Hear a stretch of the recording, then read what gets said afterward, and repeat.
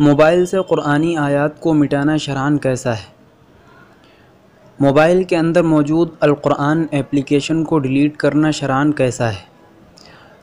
بسا اوقات ایسا ہوتا ہے کہ واٹس ایپ پہ قرآن کی کوئی آیت فوٹو کی شکل میں یا کسی تلاوت کی ویڈیو یا آڈیو ہمارے پاس آتی ہے، تو کیا ہم اس کو ڈیلیٹ کر سکتے ہیں یا نہیں؟ اور اس سے قرآن کی آیات کا مٹانا لازم تو نہیں آئے گا؟ جواباً عرض ہے کہ موبائل میں قرآن کریم کی آیات موصول ہوں تو ان کو پڑھنے کے بعد یا ان سے نصیحت حاصل کرنے کے بعد ان کو مٹانے یعنی ڈیلیٹ کرنے کی ضرورت درپیش ہو تو اس کو مٹانے میں شرعاً کوئی حرج نہیں ہے۔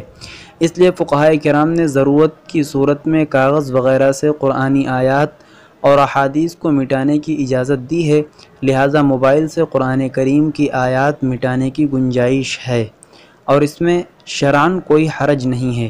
اگر آپ کے موبائل میں بھی اس طرح کی کوئی آڈیو یا ویڈیو موجود ہے جس کو آپ ڈیلیٹ کرنا چاہتے ہیں تو آپ ڈیلیٹ کر سکتے ہیں۔